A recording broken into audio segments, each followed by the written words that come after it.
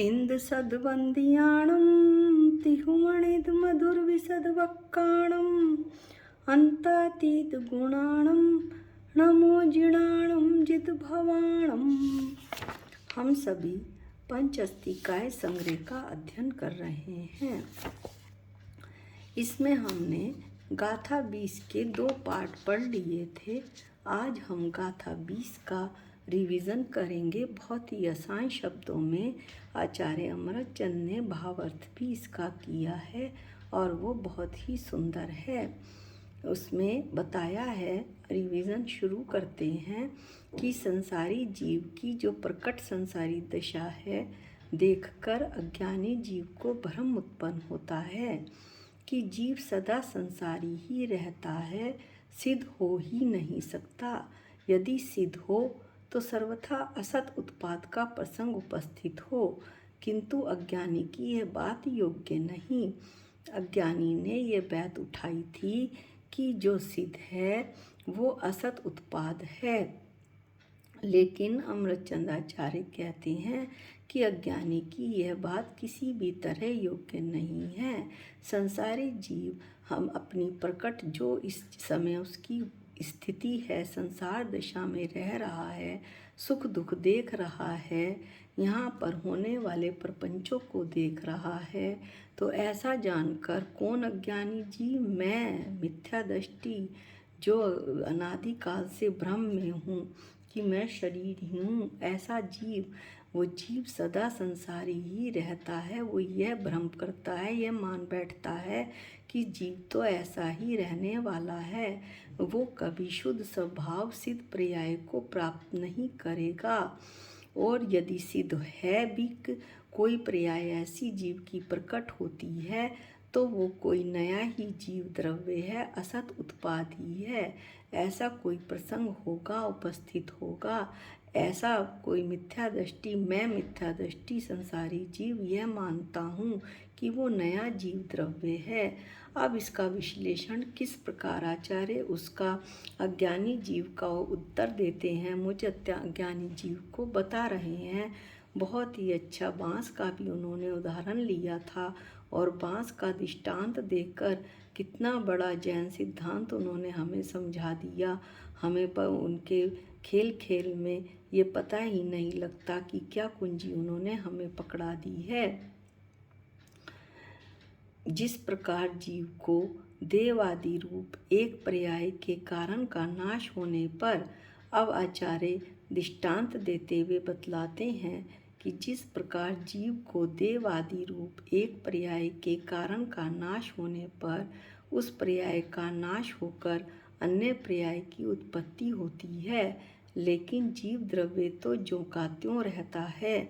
आचार्य अमृतचंद कहते हैं, इसका हम विश्लेषण करते हैं कि जिस प्रकार जीव को देव मनुष्य नारकी और त्रियंच एक पर्याय यानी मनुष्य, मान लो मैं मनुष्य पर्याय में हूँ, स्त्री पर्याय में हूँ, उसका नाश हुआ तो उस पर्याय का नाश हुआ तो मुझे अगले भव में अन्य पर्याय मिलेगी देव नारकी त्रियंच में से, लेकिन मेरा जीव द्रव्य तो वही का वही रहेगा जो मनुष्य में था। जीव द्रव्य वही जीव द्रव्य अन्य पर्याय में भी रहेगा देव त्रियंच नारकी में। इस प्रकार जीव को इसी प्रकार अब दाष्टांत देते हैं। हमने कहा था कि जब आचार्य सिद्धांत बतलाएंगे तो हम उसे दाष्टांत कहेंगे और जब वो उदाहरण बतलाएंगे तो हम उसे दृष्टांत कहेंगे। इस प्रकार जीव को संसार पर्याय के कारणभूत ये जो संसार पर चार पर्यायों में और 84 लाख योनियों में वो घूम रहा है, उसके कारण क्या है? मोह राग देश आदि हैं, उनका नाश हुआ उस भव्य जीव को। तो जब मोह राग देश आदि जिस कारण से संसार पर्याय मिल रही थी का कारण से कार्य हो रहा था संसार पर्याय का, तो संसार पर्याय का नाश हुआ। जैसे ही संसार पर्याय का नाश हुआ सिद्ध पर्याय उत्पन्न हुई। तो आज कहते हैं आचार्य कि जीव द्रव्य तो वही है, जिसने संसार में रहकर संसार को काटा, संसार में रहकर ही संसार को काटा जा सकता है, तो फिर असत की उत्पत्ति कहाँ से हुई, जब जीव द्रव्य तो वही है। इसलिए आचार्य बताते हैं कि संसार पर्याय और सिद्ध पर्याय दोनों एक ही जीव द्रव्य की पर्याय हैं। यद्यपि ये बात सुनने में बहुत ही अजीब लगती है, लेकिन मुझे इस बात पर बहुत ही गर्व होना चाहिए और मेरा आत्मा आनंद से भर जाना चाहिए कि मैं ही वो जीव द्रव्य हूँ जो कि सिद्ध पर्याय को प्रकट कर सकता हूँ। ये मनुष्य भव में रहकर, इस संसार में रहकर मनुष्य पर्याय प्राप्त करके सिद्ध पर्याय को प्राप्त किया जा सकता है। नहीं भी अगर पंचम काल में नहीं भी किया जा सकता तो भावना तो मैं बहा ही सकता हूँ, अन्य मेरे अलावा तो भावना भी नहीं बहा सकते। तो जो है वो सिद्ध पर्याय दोनों, संसार पर्याय और सिद्ध पर्याय दोनों एक ही जीव द्रव्य की पर्याय हैं। यानी संसार पर्याय में जो मनुष्य था वो संसारी पर्याय को काट कर अपने पुरुषार्थ के बल पर कर्मों का नाश करके सिद्ध पर्याय को प्राप्त करता है, ऐसा आचार्य बतलाते हैं। पुनिश्चय में वो अन्य प्रकार से समझाते हैं। जो मैंने बांस का उदाहरण पिछली बार दिया था, अब रिवीजन में हम उसे फिर से पढ़ेंगे कि किस तरह से एक लंबा बांस खड़ा रखा गया है, उसका नीचे का कुछ भाग रंग बिरंगा किया गया है, शेष ऊपर का भाग अरंगी है, स्वाभाविक शुद्ध है। यानी एक लंबे बांस की कल्पना करें जिसके नीचे का कुछ भाग रंग बिरंगा चित्रों से रंग बिरंगे चित्र बनाकर उसे रंग बिरंगा कर दिया गया है, और शीशे का जो उस शेष ऊपर का भाग है, उस बांस का जो शेष ऊपर का भाग है वो किसी भी रंग का नहीं है, अरंगी है। अरंगी का मतलब है वो स्वाभाविक अपने स्वभाव में शुद्ध है, स्वभाव रूप से वो बांस शुद्ध है, जैसा बांस है वैसा ही है। तो उस बांस के आगे पढ़ते हैं। उस बांस के रंग बिरंगे भाग में से कुछ भाग खुला रखा गया है, शेष सारा रंग बिरंगा भाग है, तथा ऊपर का आधा पूरा भाग तो अरंगी ही है, बिना रंग का है, तो उसे ढक दिया गया है।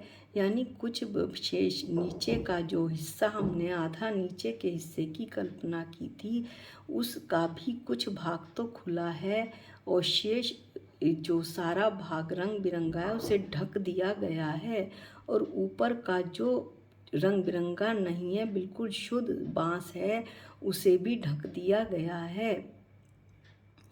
तो जब उस बांस का खुला रंग बिरंगा, जो एक बांस का जरा सा खुला रंग बिरंगा जो भाग दिख रहा है, उसे जब अविचारी जीव या अविचारी जीव यानी अज्ञानी जीव आगे पढ़ते हैं, अविचारी जीव जहाँ जहाँ बांस हो वहाँ वहाँ रंग बिरंगापन होता है, ऐसा व्याप्ति नियम अविनाभाव संबंध की कल्पना कर लेता है। ऐसा मिथ्या व्याप्ति ज्ञान द्वारा यह अनुमान खींच लेता है कि नीचे से ऊपर तक का सारा बांस रंग बिरंगा है। कितना सुंदर दृष्टांत आचार्य दे रहे हैं कि सारी बात बिल्कुल समझ में आई जा रही है। आचार्य बतलाते हैं कि जिस बांस की कल्पना की थी उसमें से एक भाग नीचे का, एक भाग रंग बिरंगा है, और जो शेष रंग बिरंगा भाग है उसे ढक दिया गया है। उसी बांस का जो आधे से ऊपर का भाग था वो बिल्कुल बिना किसी रंग के है और ढका हुआ है। तो जब उस बांस का एक हिस्सा जो रंग बिरंगा है उसे अज्ञानी जीव देखता है, तो अज्ञानी जीव यह सोचता है कि जहाँ जहाँ व्यास होगा वहाँ वहाँ रंग बिरंगापन होगा। यानी कि जहाँ जहाँ पर भी, यानी कि ये या व्याप्ति के ज्ञान को, अब हम व्याप्ति के ज्ञान को भी स्पष्ट समझते हैं कि व्याप्ति ज्ञान क्या है। अविनाभाव संबंध को व्याप्ति कहते हैं। फिर ये अविनाभाव संबंध क्या है कि जहाँ जहाँ एक होगा वहाँ वहाँ दूसरा अवश्य होगा, जहाँ जहाँ बास है वहाँ वहाँ रंग बिरंगापन है, ये अविनाभाव संबंध है। जहाँ जहाँ रंग बिरंगापन है वहाँ वहाँ बास है। इसके और भी दृष्टांत देखिए, जहाँ जहाँ धुआं है वहाँ वहाँ अग्नि है, जहाँ जहाँ अग्नि है वहाँ वहाँ धुआं है। ऐसा अविनाभाव संबंध की कल्पना वो ज्ञानी जीव यानी कि मैं करता हूँ, और ऐसा मिथ्या व्याप्ति ज्ञान यानी अविनाभाव संबंध, व्याप्ति के ज्ञान को ही अविनाभाव संबंध भी कहते हैं। तो ऐसे झूठे व्याप्ति ज्ञान के द्वारा वो एक अनुमान ये खींचता है कि नीचे से ऊपर तक का सारा बांस बिल्कुल रंग बिरंगा है, यानी एक छोटा सा हिस्सा देखकर वो ये रंग बिरंगा हिस्सा देखकर वो ये कल्पना कर लेता है कि पूरा का पूरा बांस ऐसा ही है। यह अनुमान बिल्कुल मिथ्या है। आगे पढ़ते हैं। यह अनुमान मिथ्या है क्योंकि वास्तव में तो इस बांस का ऊपरी भाग रंग बिरंगेपन के अभाव वाला अरंगी ही है। अब आचार्य कहते हैं कि यह अनुमान बिल्कुल भी सच नहीं है, क्योंकि बांस का ऊपरी भाग जो ढका हुआ है वो तो रंग बिरंगा है ही नहीं, उसमें तो कोई रंग किया ही नहीं गया। ये तो अनुमान से अज्ञानी जीव ये अनुमान लगा रहा है कि पूरा बांस रंग वाला है, रंग बिरंगा है।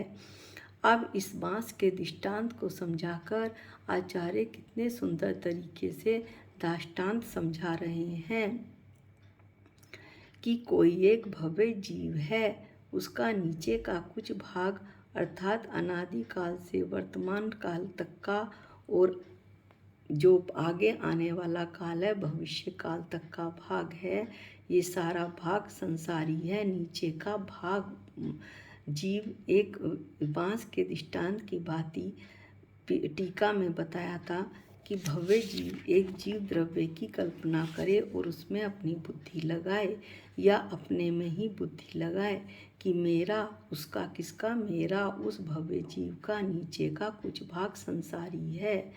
संसारी में भी कुछ भाग खुला हुआ है और कुछ ढका हुआ है, और उसका जो ऊपर का भाग है उस जीव द्रव्य का, भव्य जीव द्रव्य का जो ये कल्पना कर रहा है, उसका जो अनंत भाग है, मान लो मैं ही कल्पना कर रही हूँ, तो मेरा ऊपर का अनंत भाग जो है सिद्ध रूप है, स्वाभाविक शुद्ध है, वो सिद्ध पर्याय वाला है, ज्ञाता दृष्टा है, इसके अलावा वो अन्य कुछ भी नहीं है।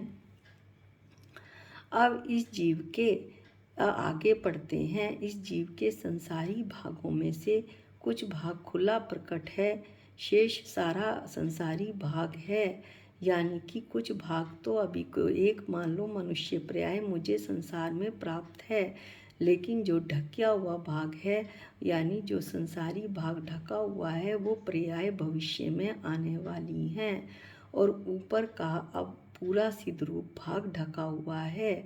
ऊपर का जीव मेरा भाग पूरा ढका हुआ है, जो सिद्ध रूप भाग है, शुद्ध है, स्वभावी है, अपने स्वभाव लिया हुआ है।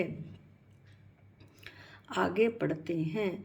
उस जीव का खुला यानी जो प्रकट भाग है वो संसारी देखकर अज्ञानी जीव ये सोचता है कि जहाँ जहाँ जीव है वहाँ संसारीपना होता है। ऐसे व्याप्ति की कल्पना वो संसारी जीव कर लेता है और ऐसा मिथ्या व्याप्ति ज्ञान द्वारा यह अनुमान लगाता है कि अनादि अनंत सारा जीव संसारी है। इस प्रकार से वह जीव जो भव्य जीव है वो खुला प्रकट भाग, भव्य जीव नहीं अज्ञानी जीव, भव्य जीव तो ये मानता है कि नहीं मैं तो चेतन भगवान आत्मा हूँ, मैं विश्व में अन्य कुछ भी नहीं हूँ। जीव का जो खुला प्रकट भाग है ऐसा संसारी भाग देखकर जिस पर्याय को वो प्राप्त है, मान लो मैं मनुष्य पर्याय को प्राप्त हूँ, तो मैं अज्ञानी जीव यह मानता हूँ कि जहाँ जहाँ जीव होगा वहाँ वहाँ संसारीपना, मनुष्यत्यंच देव नारकीपना होगा। ऐसा व्याप्ति, ऐसा बिना भाव एक होने पर दूसरे के होने की कल्पना यह अज्ञानी जीव कर लेता है। ऐसा जो मिथ्या व्याप्ति ज्ञान है अभिमना भाव संबंध है, जो मिथ्या है, झूठा है, वो उससे वो ऐसा अनुमान करता है। अज्ञानी जीव की अनादि अनंत सारा जीव संसारी है, अनादि से अनंत काल तक, जिसका ना तो कोई शुरुआत है और ना कोई अंत है। यह तो जीव ऐसा ही रहने वाला है। और फिर मैं पुरुषार्थ क्यों पढ़ूं, मैं स्वाध्याय क्यों करूं, मैं मंदिर क्यों जाऊं, मैं तो इन्हीं पर्यायों में संसार चक्र में भटकने वाला हूँ। ऐसी व्याप्ति झूठी कल्पना वह ज्ञानी जीव करता है। आगे पढ़ते हैं। यह अनुमान मिथ्या है। ये जो व्याप्ति ज्ञान के द्वारा उस अज्ञानी जीव ने अनुमान लगाया, वह अनुमान मिथ्या है। क्यों मिथ्या है? अब आचार्य इसका को बताते हैं कि यह अनुमान क्यों मिथ्या है। क्योंकि इस जीवी के ऊपर का भाग असंसारी पने के अभाव वाला है। आचार्य बतलाते हैं कि इस जीव के जो ऊपर का भाग है उसमें संसारी पना नहीं है, वो तो सिद्ध रूप है। संसारी पना क्यों नहीं है, कार्य क्यों नहीं हो रहा है वहाँ पर संसारी पने का? क्योंकि उस जीव ने उस भव्य जीव ने टीका में बतलाया था कि ज्ञानावर्णी जो 8 कर्म आदि 8 कर्म हैं, मोहनीय ज्ञानावर्णी कर्म पिछली बार हमने बताए भी थे। दशनावर्णी कर्म और अंतराय, वेदनीय, नाम, गोत्र और आयु, 4 घातीय और 4 आघातीय कर्मों का नाश करके जब कारण का ही नाश कर दिया, जिससे संसारी पर्याय मिल रही थी, उसका उस भव्य जीव ने नाश करा, तो फिर कार्य कैसे होगा? कार्य यानी मनुष्य त्यज देवनार की पर्याय कैसे मिलेंगी? जब ये पर्याय नहीं मिलेंगी तो उस जीव में जो संसारी पना था इन पर्यायों के कारण, उसका अभाव हो जाएगा। और कौन सी पर्याय प्रकट होगी? ऐसा आचार्य ने टीका में बतलाया था कि कोई अभूतपूर्व पर्याय ही प्रकट होगी। ये अभूतपूर्व पर्याय कैसी है? जो पहले कभी प्राप्त नहीं हुई, ऐसी सिद्ध पर्याय प्रकट होगी। अब आचार्य इसमें एक बहुत अच्छी लाइन बतला रहे हैं, जिसका कि हम विश्लेषण करेंगे। ऐसा सर्वज्ञ परिणीत यानी आप्त के ज्ञान से, सर्वज्ञ परिणीत सर्वज्ञ ने जो बतलाया आगम के ज्ञान से, स्वयं आप्त के ज्ञान से, सम्यक अनुमान ज्ञान से और अतीन्द्रिय ज्ञान से यह बात स्पष्ट होती है। जो उपरोक्त वर्णन हम पढ़ रहे हैं, हम 3 पार्ट्स में तीसरा पार्ट चल रहा है, वो हम पढ़ रहे हैं।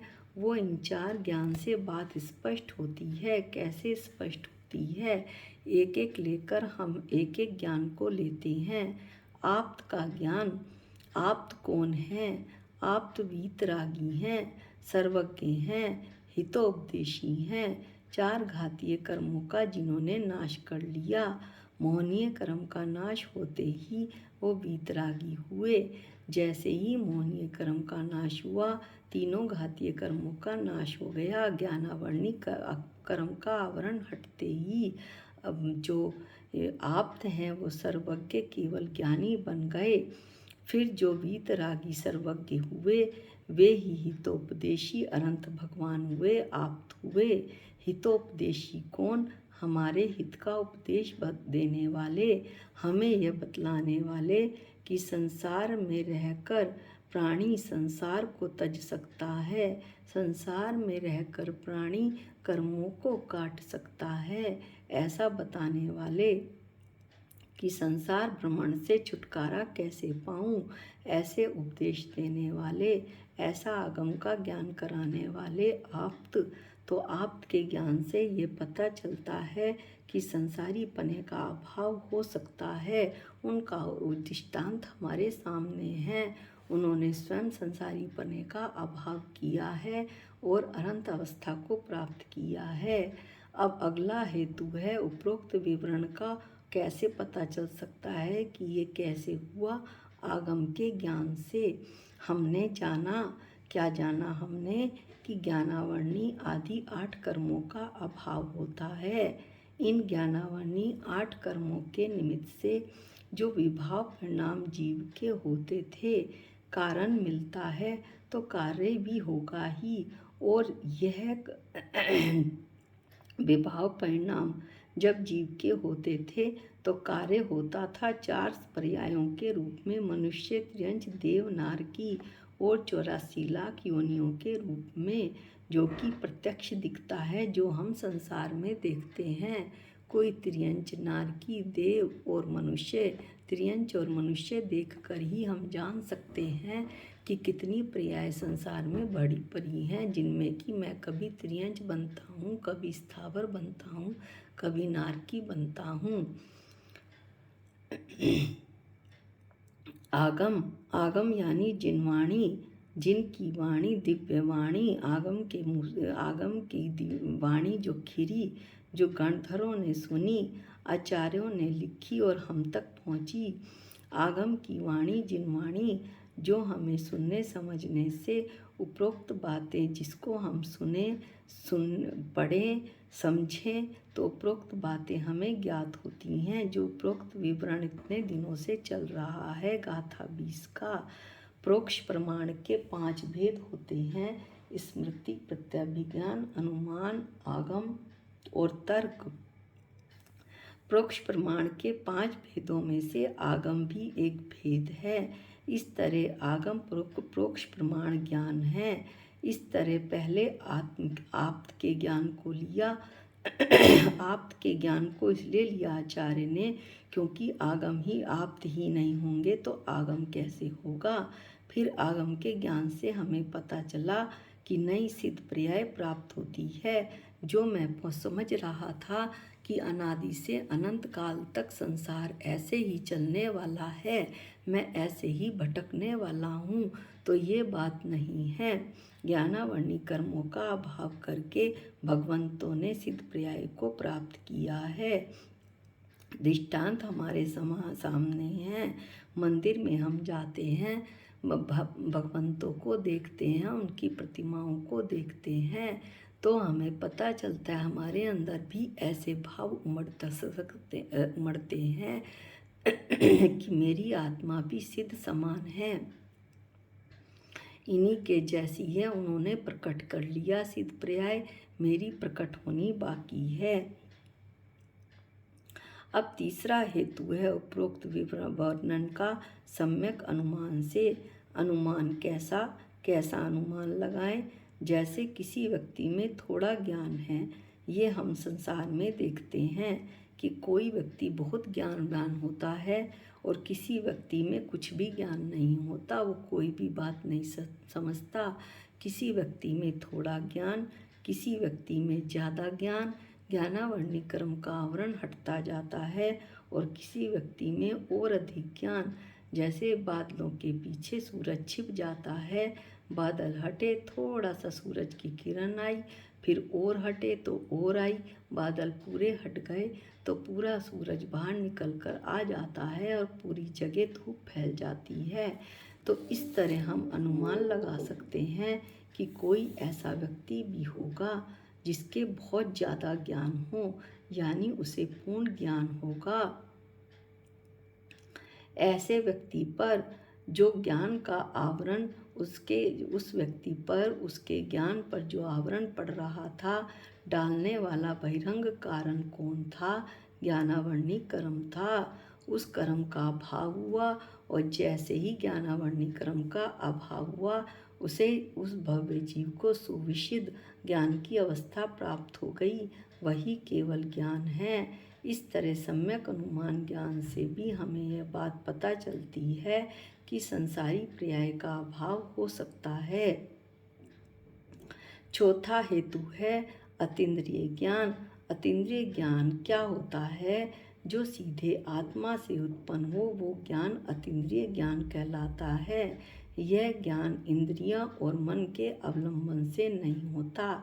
जब पूर्ण अतीन्द्रिय ज्ञान, जो कि केवल ज्ञानी अनंत भगवान को होता है, यह सिद्ध भगवान को तो है ही, लेकिन 4 घातीय कर्मों को नाश करने से पहले अनंत भगवान की अवस्था आती है।